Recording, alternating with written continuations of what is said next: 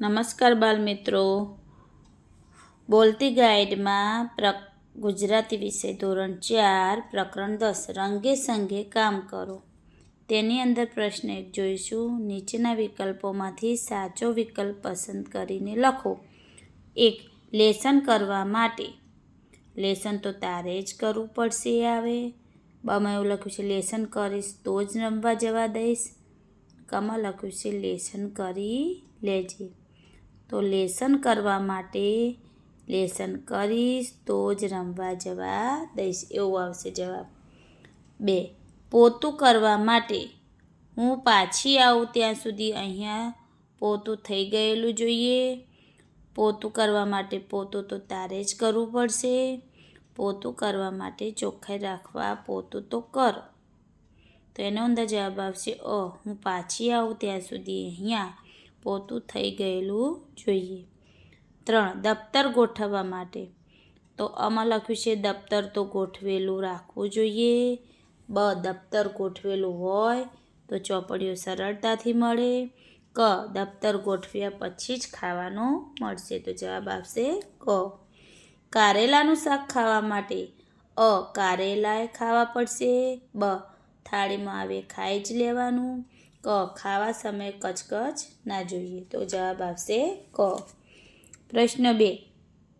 નીચેના પ્રશ્નોના એક વાક્યમાં જવાબ લખો. 1. શું જોઈને ટોમના મોઢામાં પાણી આવી ગયું?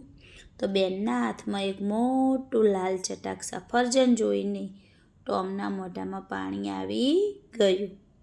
2. ટોમના મનમાં અચાનક એક વિચાર આવતા તેણે શું કર્યું? તો ટોમના મનમાં અચાનક એક વિચાર આવતા એણે ખાસ સીટી વગાડી પછી કામ શરૂ કર્યું. 3. ઝાડના છાંયડામાં બેસીને ટોમ કયા 2 કામ કરવા લાગ્યો? તો ઝાડના છાંયડામાં બેસીને ટોમ બેનને સૂચના આપવાનું અને સફરજનના નાના નાના બટકા ભરવાનું કામ કરવા લાગ્યો. 4. પોલી માસીના ચહેરાના ભાવ ગુસ્સામાંથી બદલાઈને ખુશીના ક્યારે થઈ ગયા? તો પોલી માસીએ બહાર આવીને આખી દિવાલ જૂનાથી ચમકતી જોઈ ત્યારે તેમના ચહેરાના ભાવ ગુસ્સામાંથી બદલાઈને ખુશીના થઈ ગયા. 5. તમને શું લાગે કે કેવા કામ કરવાથી શરીરને વધુ થાક લાગે?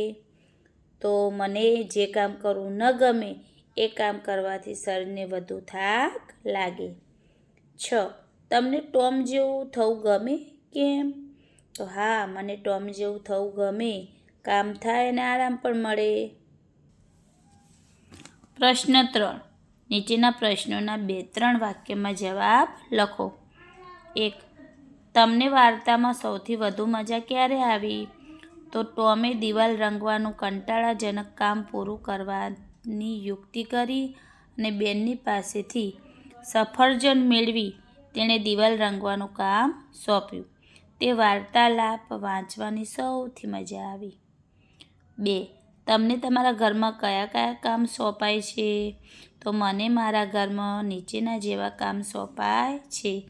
નજીકની દુકાનમાંથી વસ્તુ ખરીદી લાવવાનું, પાડોશીના ઘરેથી કોઈ વસ્તુ ખાવાની વસ્તુ આપ-લે કરવાનું, મહેમાનોને પરિચય આપવાનું, ફૂલ છોડને પાણી પાવાનું. 3. ટોમને ઊંઘમાંથી પોલી માસીએ ઉઠાડ્યો હતો. ટોમને ઊંઘમાંથી કોણે ઉઠાડ્યો હતો? શા માટે?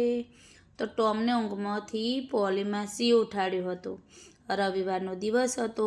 ટોમને રજા હતી. આજે ટોમને બહારની દિવાલ રંગવાની હતી. પોલી માસીએ ચૂનો અને પીંછી તૈયાર રાખ્યા હતા. આજે ટોમે તે કામ પૂરું કરવાનું હતું. 4. ટોમને પોતાના ઉપર આફત આવવાની છે એવું કેમ લાગ્યું?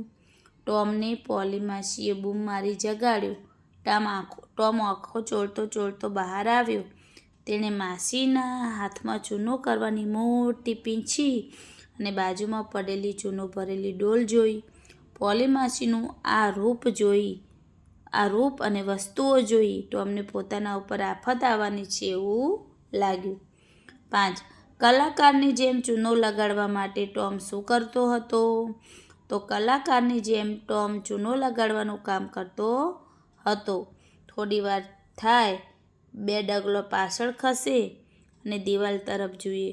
થોડો વિચાર કરે અને પાછો દિવાલ પર 1-2 લસરકા મારે. થોડીવાર તેની તરફ ઝીણી નજરથી જોઈ રહે અને સ્મિત કરી સીટી વગાડી. 6. બેનને ટોમના કામમાં રસ શા માટે પડ્યો? ટોમ કલાકારની જેમ દિવાલ પર ચૂનો લગાડવાનું કામ કરતો હતો. અંદરથી તો આ કામ ટોમને ગમતું ન હતું, પણ તે બહાર એ દેખાવા દેતો નહોતો. બહારથી તો એ સીટીઓ મારતો અને સ્મિત કરતો. બેને આ બધું ધ્યાનથી જોયું, એટલે એને ટોમના કામમાં રસ પડ્યો.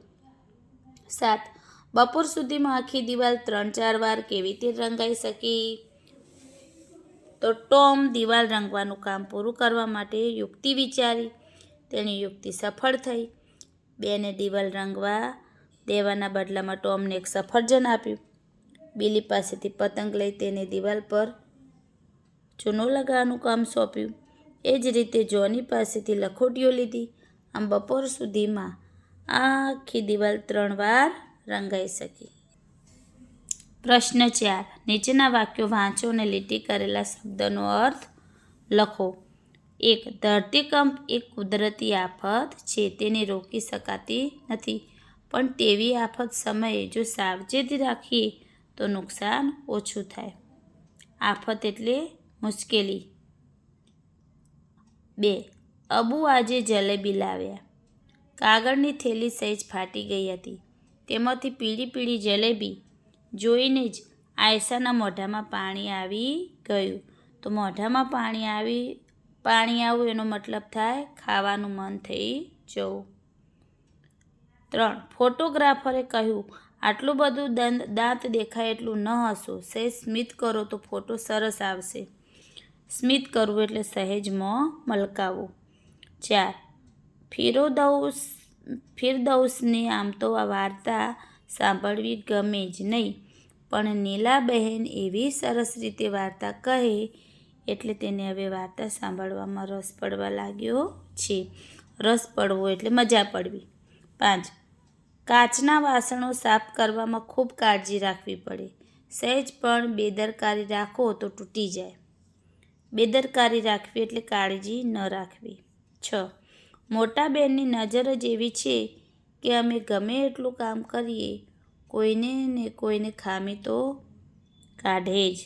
ખામી એટલે ભૂલ. 7. વિશાલનું ઘર શાળાથી નજીક જ છે, પણ આજે ગરમી એટલી બધી હતી કે વિશાલ ઘરેથી શાળાએ પહોંચતા પરસેવે રેબઝેબ થઈ ગયો.